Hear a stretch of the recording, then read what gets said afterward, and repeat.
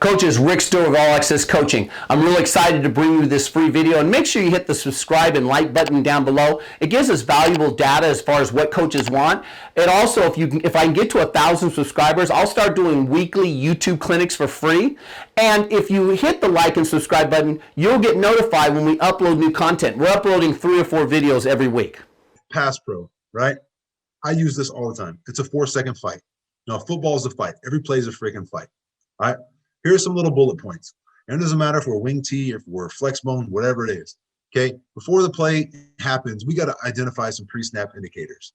Now, pre-snap indicators could be, we're not spread man. So, like, if I was coaching spread tackles, I'd be like, hey, man, look at the safeties. You know, if they're aligned over number 2, they're probably covering number 2, and you can expect the linebacker coming, stuff like that. But we don't really talk about that, but we do talk about like inside linebacker demeanor. We talk about like how tight a 3 technique is. Like if he's super tight, he could come to the A gap, things like that.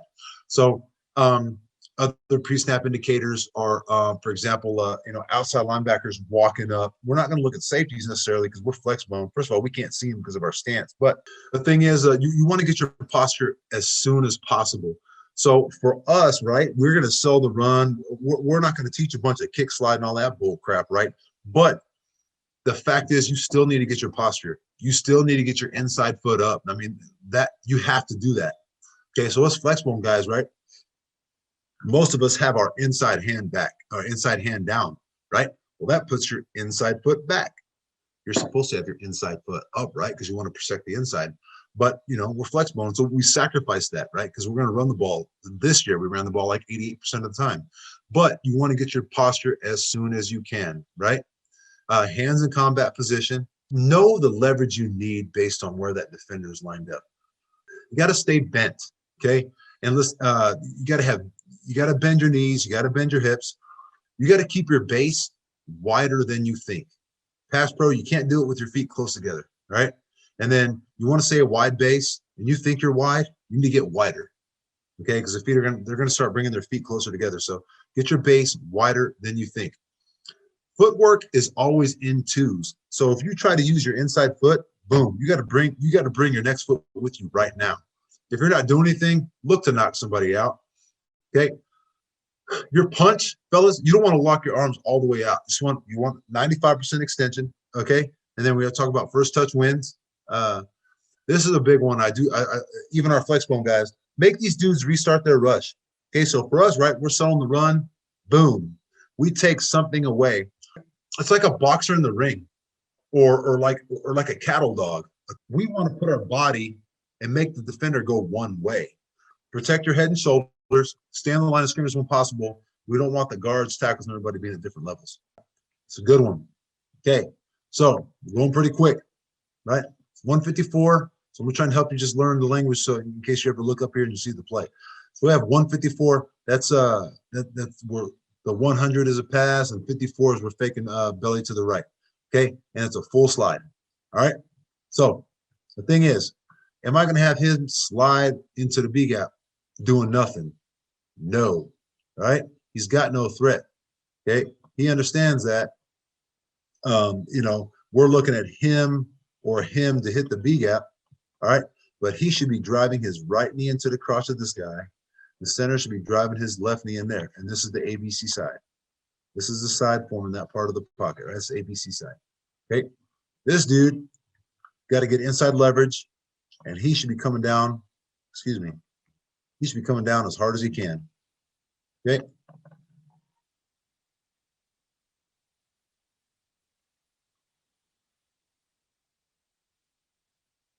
Okay. So right here, this is what I'm talking about, double teams. And you don't see this happen a lot with those other spread teams, man. We got our knees and our hips up in there, our shoulders and our ribs together, and we're double teaming.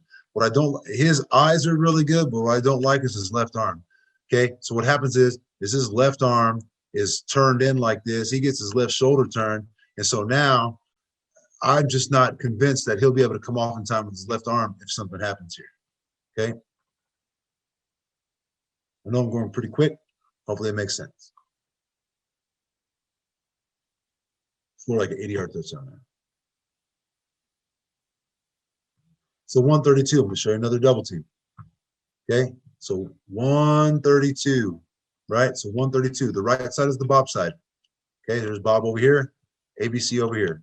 Fullback's going to be fitting off the edge. We didn't really talk about the fullback, but the fullback should, when we do full slide, the fullback's just fitting dead ass off the play side tackle's outside hip. Okay, so here's the ABC side. Now, is there anything for the center to block? I really can't hardly tell if there's going to be a 2-eye there or not. Let's see how it plays out.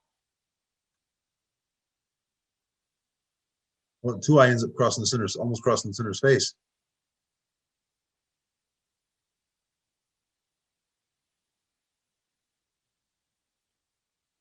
Okay, so we did a good job here of, so the right guard. So here's another thing that'll happen all the time, I promise. And the thing is we don't just slide in gaps. So let's watch the right guard for a second.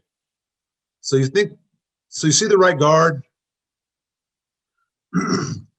So look, number 50 is trying to escape. I'm gonna tell you right now, I know so many teams, and I've seen so much, I know so many high school players that the right guard would have been like, well, he didn't go to my A gap. Well, no crap, man. The dude's trying to like rush the passer. Okay. So let's go back to like what our rules were. Okay. So yes, the right side, it's full slide at this point. But remember, we had learned how to block this on a Bob scenario, right? So the guard understands that I have him and the tackle has him, all right? And then when the guy goes to his outside shoulder, he just carries it. He doesn't let it go, okay? I would say the one thing that maybe should have happened is he could have left his inside arm free, all right? If he didn't know that there wasn't a threat coming, he maybe could have left his inside arm free and just put his right knee in this guy's crotch and his right shoulder in that guy's crotch and expect the tackle to smash this down. But I'll tell you right now, he'd have totally let it go if we just said, hey, slide to your left. Okay, so this guy with his toes his toes even like that, he's pretty close to the line of scrimmage. But with his toes even, he really hadn't so much declared this is going to be like a gap call, right? But this is play action, so it is a full slide. All right. So what should be happening is, let's get to see if there's a quality end zone picture. It is. All right. So this is what we call a two-stack, which is it's an 8-man front. Okay. So you have this is like a stand-up 5 technique. The rover's missing from here. Okay. I don't know what formation we're in and what we don't see the rover here, but so it's a full slide. All right. He's got the A gap, but not really. Okay, because there's nobody there. So there should be a double team developing with his right knee in his crotch, and he's got to come down and get his left knee in his crotch. And hopefully they're shoulder to shoulder and hip to hip. All right. And then on this side, what we want to do is we want to get his knee to the D tackle's crotch and his knee to the D tackle's crotch and get shoulder to shoulder and hip to hip.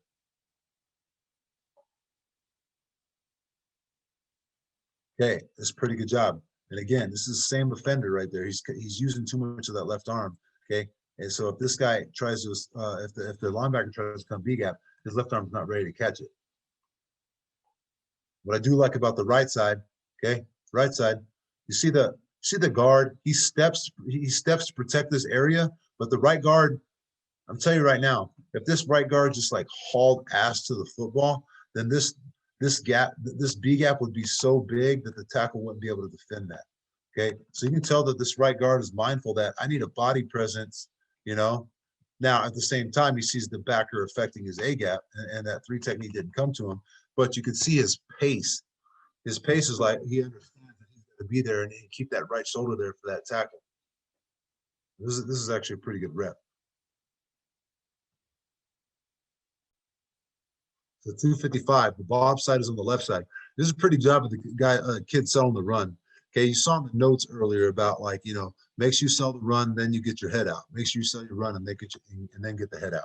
This is a pretty good job of the kid selling the run. Guard's really good. Shoot, they twist here too, and that doesn't happen a lot. But you can see their body positioning, their demeanor. They're trying to get their hips together. Their pads are down.